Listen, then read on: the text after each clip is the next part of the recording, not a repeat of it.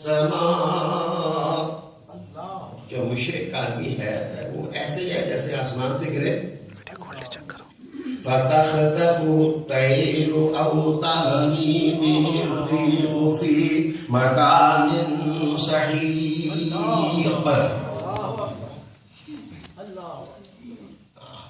پہلے تو بتاؤں کہ سحیق کس کو کہتے ہیں؟ کھجور کا درخت۔ نارملی آپ عراق جائیں، دمشق جائیں، کھجور کے درخت آپ دیکھیں تو آپ دیکھیں گے کہ اتنے زیادہ جلدی بڑے نہیں ہوتے، ان پر پھل آنے لگ جاتا ہے، اور اگر سیڑھی لگانی پڑے، اڑنگا ڈالنا بھی پڑے تو 3 4 5 سیڑھیوں والی آپ جناب لگا لیں اس کے ساتھ اور بھوک کے ساتھ کھجور توڑ لیں، لیکن ایسی کھجور جو باقی درختوں سے بہت آگے نکل جائے اور اس تک رسائی ممکن نہ ہو، نہ بندہ اوپر چڑھ سکے، اوپر چڑھے تو گرنے کا خطرہ، اس کے ٹوٹنے کا خطرہ، اڑنگا نہ لگے، سیڑھی اس کے ساتھ نہ لگے، وہ رسائی سے آؤٹ ہو جائے، تو اس کو بولتے ہیں سحیقہ۔ اس کھجور کے درخت کو کہتے ہیں سحیقہ۔ وہ رسائی میں نہیں ہوتی، وہ دور ہو جاتے ہیں، اس کی شاخیں پھل دور ہو جاتا ہے، اس لیے سحیق کا معنی ہوگا دور۔ اب آئیے قرآن مجید سنیے، میں آپ کو انشاءاللہ کربلا پہنچاتا ہوں۔ بسم اللہ۔ فَكَأَنَّمَا حَلَّ مِنَ السَّمَاءِ فَتَخْطَفُهُ الطَّيْرُ۔ یہ جو آسمان کے وہ پرندے جو شکاری ہوتے ہیں، باز، چیل، تو یہ پہلے اپنا شکار جو ہے وہ فضا میں پکڑتے ہیں۔ اگر فضا سے رہ جائے تو جس وقت زمین پہ وہ اتنی دھمک کے ساتھ اس کو ٹکر مارتے ہیں، دمیری لکھتا ہے کہ وہ آ کر کے پٹ کھا جاتا ہے زمین پر اور فوراً اس کو ٹکڑے ٹکڑے کر دیتے ہیں۔ رب ذوالجلال کہ ایک بندہ آسمان سے گرے تو فرسٹ آف آل وہ اس زون میں داخل ہوتا ہے جس کو آپ بولتے ہیں کہ بے وزن ہونے کا زون۔ وہاں پر وزن انسان کا نہیں ہوتا۔ آپ نے دیکھا ہوگا سائنسدانوں نے رسیاں اور پتہ نہیں کیا کیا ساتھ باندھا ہوتا ہے، ویٹ باندھے ہوتے ہیں اور کیا کیا آلے لگائے ہوتے ہیں، اور اوپر جس وقت اس زون میں جاتے ہیں تو ان کو بے وزن ہونے کی کیفیت میں اپنے حواس قائم کرنے کی پریکٹس درکار ہوتی ہے، تو وہ بے وزن ہونے کا پہلے تو جو اوپر سے چیز گرے وہ بے وزن ہو کے ادھر جاتی ہے۔ وہ کہتے ہیں ادھرتی اس لیے ہے کہ وہ اپنی اصل سے کٹ جاتی ہے۔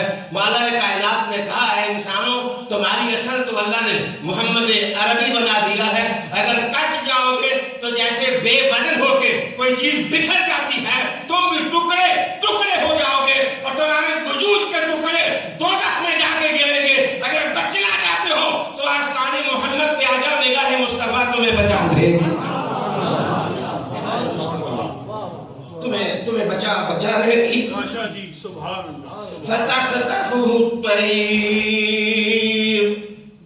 وہ پرندے جو پڑتے ہیں اس کو وہ اچک کے بوٹی بوٹی بوٹی بوٹی کر دیتے ہیں۔ أَوْ تَهْوِي بِهِ الرِّيحُ فِي مَكَانٍ سَحِيقٍ۔ یا ایسے ہے جیسے جھکڑ چلے اور وہ ہوا کا جھکڑ چلے اور اس کو اٹھائے اور اٹھا کر دور کسی جگہ جا کر پٹخ دے۔ تو آئیے مجھے چراٹ کے اندر اوپر سے چھلانگ لگانے کا بھی الحمدللہ تجربہ ہوا۔ اپنے ہمارے دور میں مشقیں وغیرہ اب تو بڑھاپا آ گیا، لیکن بہرحال اس دنیا کو بھی دیکھنے کا موقع ملا۔ یاد رکھیے کہ جس وقت اوپر سے کوئی چیز گرے اور آپ اس کو جس جگہ پھینکنا چاہیں تو آپ کو اس جگہ کا نشانہ نہیں لینا ہوگا، تھوڑا پیچھے سے فاصلہ رکھ کر کے پھینکنا ہوگا۔ اگر آپ پیچھے پھینکیں گے تو پھر وہ چیز جو ہے وہ آپ کے نشانے پر جا کر کے پہنچے گی، وغیرہ منزل پر وہ نہیں پہنچے گی۔ تو اوپر سے ایک گرنا، پھر بکھرنا، پھر وزن ہو جانا پھر پرندوں کا اچک لینا، اور پھر زمین پر آنا پٹکنا، پھر ہوا کا چلنا اور جھکڑوں کا چلنا، طوفانوں کا اٹھنا اور اٹھا کر کے اس کو ریزہ کرنا اور اس کو اٹھانا اور اس کو اڑانا اور اس کو دور جا کر کے پھینک دینا۔ قرآن مجید نے کہا کہ یہ اس شخص کا حال ہے جو مصطفیٰ کے خدا کی وحدانیت کو تسلیم نہیں کرتا۔ آگے آئیے، اب قرآن مجید نے اس کو پلٹا کے اب خطرہ ہو گیا کہ توحید تو بیان ہوئی ہے، تو کیا کسی کی عزت کرنا، کسی کو بوسہ دے دینا، کسی کی عظمت کو مان لینا، کسی کو بڑا جان لینا، یہ کیا غوث کو غوث مان لینا، خواجہ غریب نواز کو مان لینا، کسی ولی اللہ کو اپنی منزل قرار دے دینا، اپنے آپ کو اٹھا کر کسی کی تربیت کی آغوش میں ڈال دینا، کیا یہ شرک ہے؟ قرآن مجید نے اسٹیٹمنٹ بدلا، قرآن مجید نے اسٹیٹمنٹ بدلا اور بدلنے کے بعد کہا پنکچویشن قرآن حکیم کی دیکھیں کہ آگے قاف لگایا اور قیلا کا معنی یہ ہے کہ یو کین اسٹاپ، آپ اپنی بات روک سکتے ہیں اور روک کے سنیں ذالک، اس کا معنی یہ ہوگا بیضاوی نے کہا بات یہی ہے، بات یہی ہے، بات یہی ہے۔ اور جس کا درس قرآن حکیم کا جو عمود ہے وہ کیا ذالک، سمجھو بات یہی ہے۔ اے مولا کریم بات کیا ہے؟ آگے فرمایا وَمَن يُعَظِّمْ شَعَائِرَ اللَّهِ، وَمَن يُعَظِّمْ شَعَائِرَ اللَّهِ، جس نے اللہ کے شاعر کی، ابھی معنی نہیں کرتا، جس نے اللہ کے شاعر کی تعظیم کی، اس کا مطلب یہ ہے کسی آستانے کی تعظیم کر دینا، اس کو بڑا جان لینا، کسی اللہ والے کے پاس چلا جانا، اس کے گھٹنے کو ہاتھ لگا لینا، اس کا ہاتھ چوم لینا۔ وَمَن يُعَظِّمْ شَعَائِرَ اللَّهِ، رب کریم نے کہا جو آدمی اللہ کے شاعر کی تعظیم کرتا ہے، اب قرآن کا مکس نہ کرو، توحید اور ہے، شرک اور ہے، شرک بری چیز ہے، لیکن فرمایا کہ کسی کی تعظیم کرنا شرک نہیں ہے، کسی کی تعظیم کرنا، کسی کا ادب کرنا، کسی یہ شرک نہیں ہے۔ قرآن مجید نے کیا محسوس کیا، کتاب اللہ نے کیا محسوس کیا کہ رب ذوالجلال نے پہلے کا توحید، پہلے کا وحدانیت، پہلے کا اللہ المائٹی ایک ہے، پہلے کہا شرک نہ کیجیے، شرک ظلم ہے، پہلے کہا شرک آسمان سے گرنا ہے، پہلے کہا کہ ہواؤں اور چکروں میں اڑ کر کے بکھر جانا ہے، لیکن آگے فوراً کہا کسی اللہ والے کی تعظیم شرک نہیں ہے۔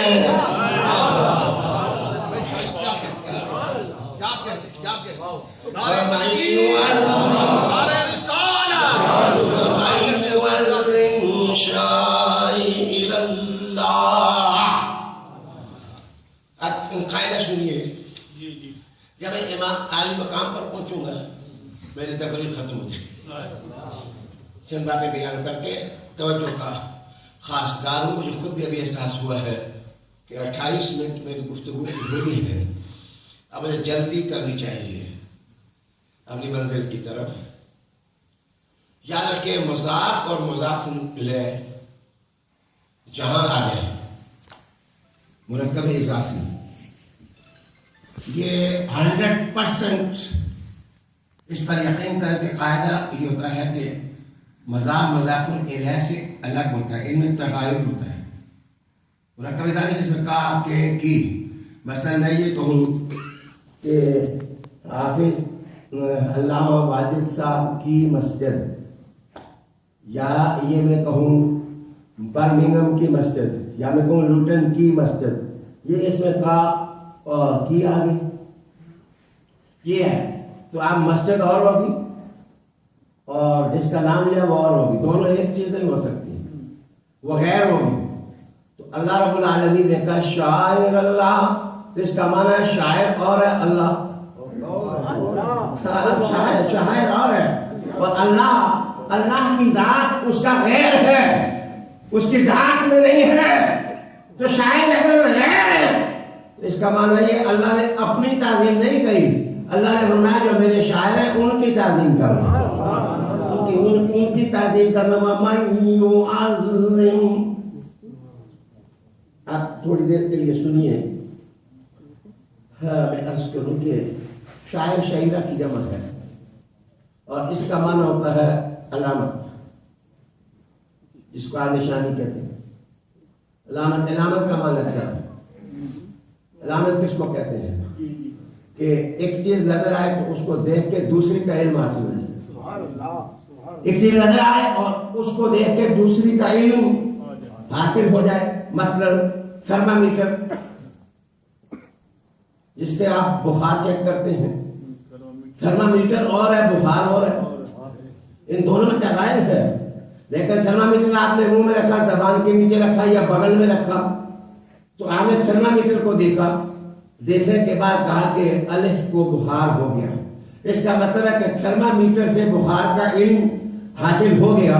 تو یہ جو تھرمامیٹر ہوگا یہ شعیرہ ہوگا، یہ علامت ہوگی، جس علامت کو دیکھ کر کے ہم نے بخار کا علم جو ہے وہ حاصل کر لیا۔ ایسے ہی میرے دوستو، آپ نے دھواں دیکھا، صرف دھواں دیکھا تو دھواں دیکھ کے آپ فوراً سمجھ گئے کہ پیچھے کہیں آگ لگی ہوئی ہے۔ میں نے آتے ہوئے ایک مکان کو دیکھا، اس میں سے دھواں نکل رہا تھا، میں نے ساتھی سے پوچھا یہ دھواں کیوں نکل رہا ہے؟ وہ نے کہا کہ اندر بوائلر لگا ہوا ہے اور بوائلر کی وجہ سے دھواں جو ہے وہ باہر آ رہا ہے۔ تو جس چیز کو دیکھو، دیکھنے کے بعد دوسرے کا علم حاصل ہو جائے، وہ ہوتی ہے شہیرہ اور علامت۔ آپ قرآن سے پوچھتے ہیں وہ کیا ہے؟ فرمایا ان الصفا والمروہ من شعائر اللہ، ان الصفا والمروہ من شعائر اللہ۔ یہ صفا پہاڑی اور یہ مروہ پہاڑی اللہ کی نشانیوں میں سے ہے، اللہ کی نشانیوں میں سے ہے۔ معنی یہ ہے کہ اس کو دیکھو تو کوئی اللہ کا بندہ یاد آتا ہے، جب بندہ یاد آتا ہے تو اللہ یاد آتا ہے، جب بندہ یاد آتا ہے تو اللہ رب العالمین یاد آ جاتا ہے۔ ہیں تو پہاڑیاں، ہیں تو چٹانیں، ہیں تو کوہستانی سلسلہ دریا حبیب کا، لیکن دو پہاڑیوں کو دیکھ کر حاجیوں نے دوڑنا شروع کر دیا۔ حاجیوں سے پوچھو دوڑنے لگ گئے، اچانک کیا حرکت پیدا ہوئی تمہارے بدن کے اندر کہ تم نے دوڑنا شروع کر دیا؟ وہ کہیں گے یہاں ایک اللہ والی، اللہ کی ولیاں آئی تھیں، وہ دوڑی تھیں اپنے بیٹے کی پیاس بجھانے کے لیے پانی کی تلاش میں۔ تو میرے حضور نے کہا جب پہاڑیاں دیکھو دوڑو، تاکہ ان کو دیکھ کے ہاجرہ کی یاد آ جائے اور اسماعیل کی یاد آ جائے۔ تو یہ بھی شہیرہ۔ تو رب ذوالجلال کا وَمَن يُعَظِّمْ شَعَائِرَ اللَّهِ۔ اب آؤ میں عرض کروں، یہ حجر اسود ہے، اس کو آپ نے چومنا کیوں شروع کر دیا ہے؟ تو حجر اسود چلو جی، جس نے اس وقت باہیں رکھی، حدیث شریف میں گویا کہ اس کے اللہ سے جناب مصافحہ کیا، مان کا کیا، ملا، اسی لیے بائیں اوپر رکھ کے اس کو چوما جاتا ہے۔ آپ نے بوسا کیوں دیا اس کو؟ جناب پتھروں کو تم نے چومنا شروع کر دیا، پتھر کو چومنا۔ جواب ہے حضور نے چوما تھا، حضور نے چوما تھا۔ حضرت عمر فاروق نے بھی اس کو مخاطب کر کے کہا تھا، اس کو مخاطب کر کے کہا تھا کہ اے پتھر تو پتھر ہے، اگر میرے حبیب نے نہ چوما ہوتا تو میں تجھے نہ چومتا۔ گویا حضور کے لب لگے تو میں نے تمہیں چومنا شروع کر دیا۔ پیچھے سے علی بھی کھڑے تھے، جو کہا سو کہا، جو بولے سو بولے۔ جناب نفع اور نقصان کے بیان میں نہیں پڑھنا چاہتا، لیکن علی بھی بولے علی تو کبھی رکے ہی نہیں ہے کہ کوئی بندہ غلط کام کرے تو علی چپ ہو جائے، یہ تو ہو سکتا ہی نہیں ہے، اس لیے کہ اللہ کے رسول نے کہا حق جدھر ہے علی ادھر ہے، علی جدھر ہے حق ادھر ہے، تو علی کے ساتھ جوڑ دیا گیا۔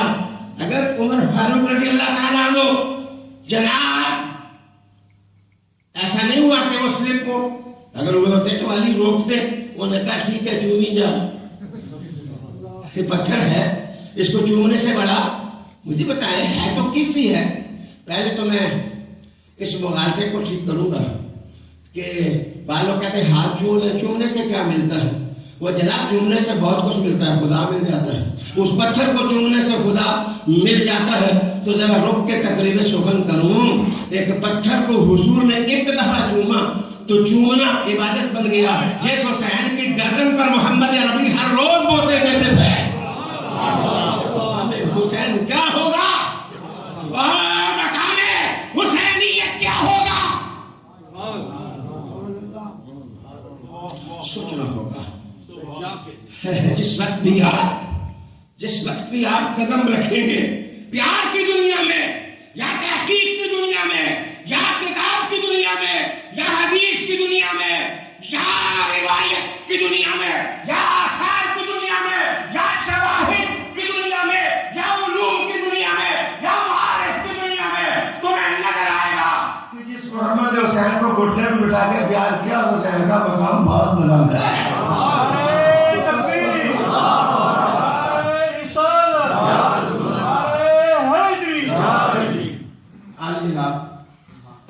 میرے دوستوں کوئی تعظیم کرنا کہ شرک نہیں ہے، دیکھیں عبادت اور ہے عظمت اور ہے، عبادت اور ہے عظمت اور ہے۔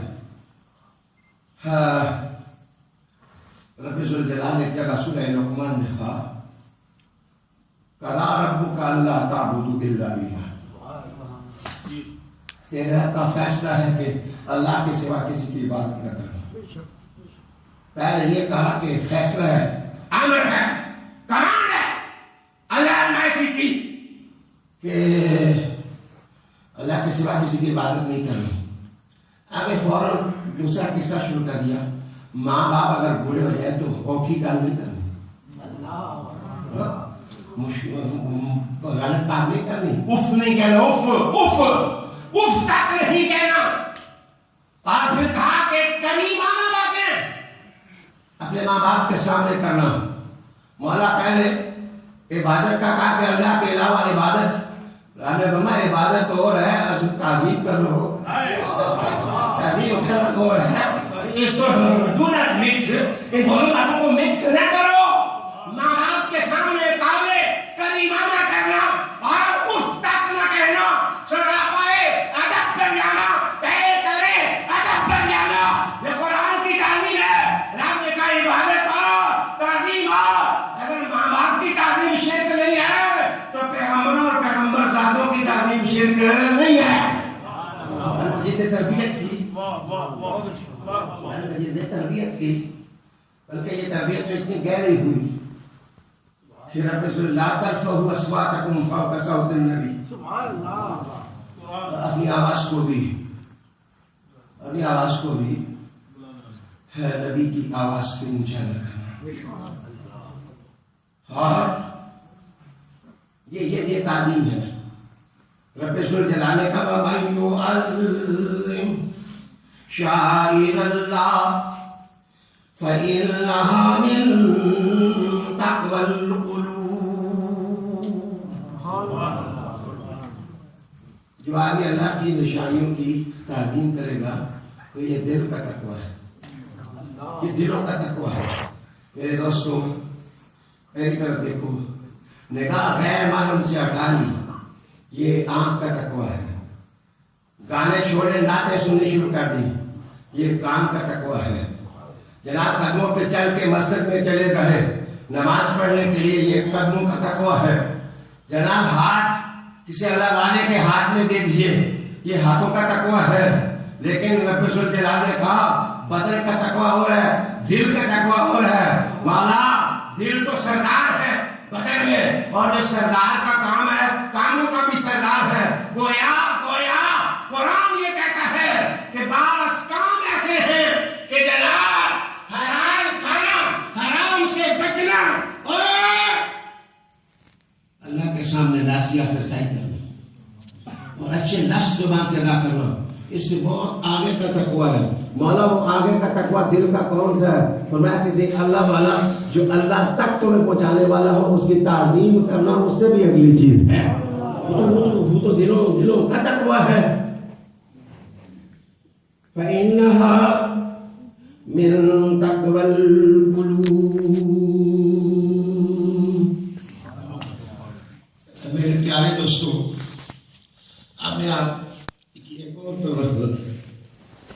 ایک آیت آپ کے سامنے لاؤں، پھر ایک اور بات کروں. رب ذوالجلال نے آگے ارشاد فرمایا وَالْبُدْنَ جَعَلْنَا لَكُم مِّن شَعَائِرِ اللَّهِ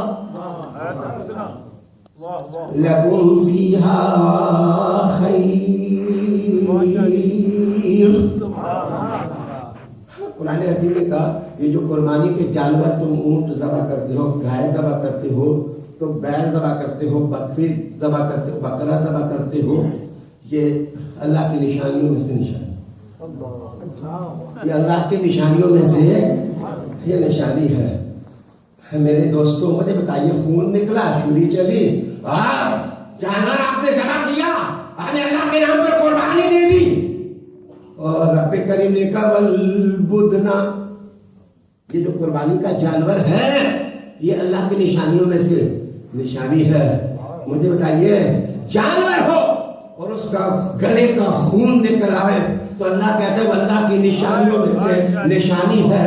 اور آؤ ذرا کربلا کے میدان میں حسین کی گردن سے نکلتا ہوا خون دیکھو، ذرا علی اصغر کا خون دیکھو، ذرا قاسم اور علی اکبر کی شہادتوں کو دیکھو، اور ایک سارے کربلا پر خانوادہ رسول کا نکلتا ہوا خون دیکھو، ان کی چھاتیوں میں پیوست ہونے والے تیر دیکھو. رب ذوالجلال یہ کیا ماجرا ہے؟ فرمایا قربانی کے جانور نشانیاں ہیں تو کیا حسین کا خاندان نشانی نہیں بنا ہے؟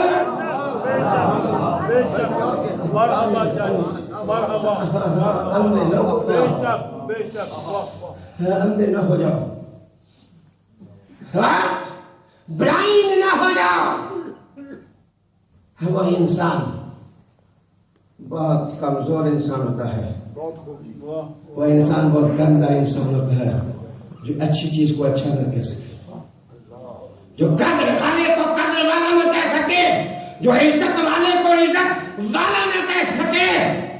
یہ بدبختگی کی علامت ہوگی کہ یزید تو اچھا لگے لیکن محمد عربی کا نواسہ اچھا نہ لگے. اس کا مطلب ڈائجسٹو سسٹم فکری خراب ہے. یہ جو فکری ڈائجسٹو سسٹم ہے، تھاٹ صحیح نہیں ہے، کہیں سے غلطی ہو گئی ہے، کہیں سے لغزش ہو گئی ہے، کہیں سے سلپ ہو گئے ہیں، کہیں سے صحبت غلط ہو گئی ہے، کہیں استاد غلط مل گیا ہے، کوئی شیطان گلی میں ٹکر گیا ہے جو کہتا ہے یزید اچھا ہے. جو رحمان اور حضور کے راستے پر چلنے والا ہے اس کو حسن بھی اچھا لگتا ہے، حسین بھی اچھا لگتا ہے. وَمَن يُعَظِّمْ شَعَائِرَ اللَّهِ فَإِنَّهَا مِن تَقْوَى الْقُلُوبِ. اچھا، میں توجہ چاہوں گا.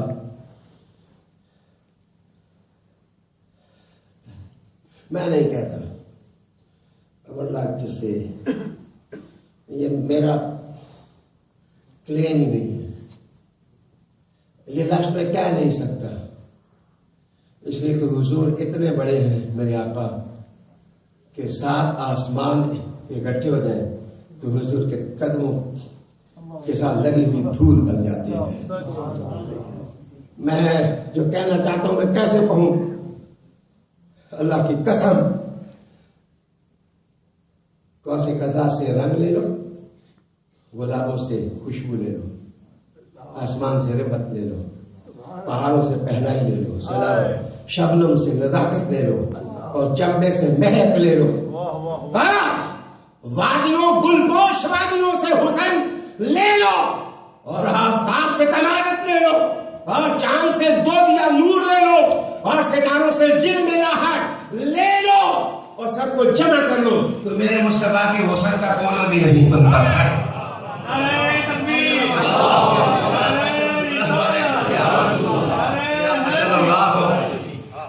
صلی اللہ علیہ وآلہ وسلم کے حسن اور جمال اور ان کی گریٹ پرسنالٹی کی عظمت و محامد وظائف اور فضائل کا ایک گوشہ بھی نہیں بنتا ہے.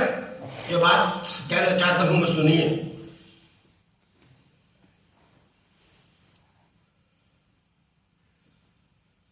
کس قدر سنگ دل ہو گئے تھے لوگ. میں اللہ اکبر ایک خیبر پختونخوا کے اندر ایک دن سوات کے دورے پر گیا. سواتی سے گزرنے لگا تو ایک مجھے ہودج پالکی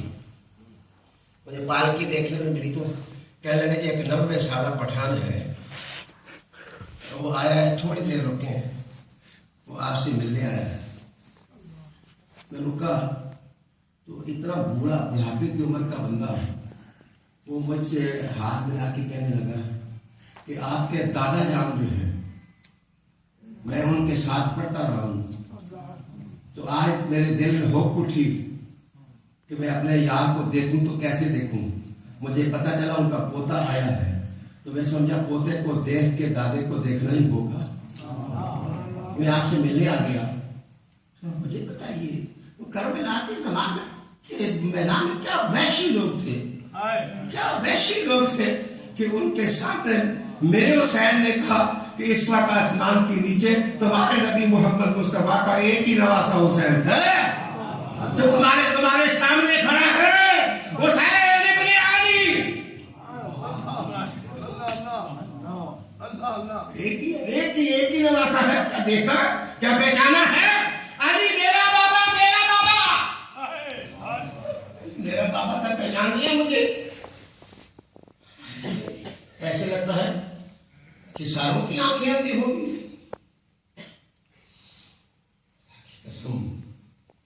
ابھی کسی جگہ میں خطاب کر رہا تھا, مجھے یاد نہیں ہے جگہ, نام بھی آپ کے مشکل ہیں, مجھے نام یاد بھی نہیں ہوتے. تو کسی جگہ میں گیا تو وہاں وسلم کی گنبد خضرا کا جو نیچے اندر والا حصہ ہے اس پر جو غلاف ہے اس کا ٹکڑا ہے. تو زیارت ہوئی تو لوگ جس قدر بے تاب ہو کر اس کی زیارت کر رہے تھے کہ یہ ہمارے نبی پاک صلی اللہ علیہ وسلم جہاں آرام فرما رہے ہیں وہاں ان کی آرام گاہ کی باہر کی چادر ہے. کوئی آنکھوں سے لگا رہا ہے, کوئی دل میں بسا رہا ہے, کوئی دیکھ کے درود پڑھ رہا ہے, کوئی اپنی دھڑکنوں کو وار رہا ہے. اس پردے کا ٹکڑا دیکھ کے تم تو محبت والے ہو اس لیے آنکھوں میں آنسو بھی آ گئے, لیکن وہ زمانہ کیسا تھا ان کو حسین دیکھ کے بھی ان کا دل نہ بسیجا. اور پھر اکیلا ہی نہیں, علی اصغر بہوں پر دیکھ کر بھی ان کو ترس نہ آیا. جواب نکلتے رہے. خان والا اس حالت میں آپ صلی اللہ علیہ وسلم کے کیا دولت اتنی بھی میٹھی ہو سکتی ہے؟ کیا مال اتنا بھی اٹریکٹیو ہو سکتا ہے؟ ماضی بیان کا خوفناک سلطانی کبھی انسان کو جہنم کا انگارہ بنا دیتی ہے. اے میری گفتگو سننے والوں, اپنی جنت بنانا چاہتے ہو تو شہزادہ ہے جنت کے ساتھ تعلق استوار کرو. تعلق استوار کرو. کسی بات میں کوئی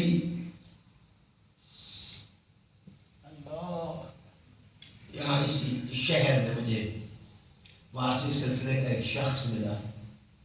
کہنے لگا بادشاہ صاحب ایک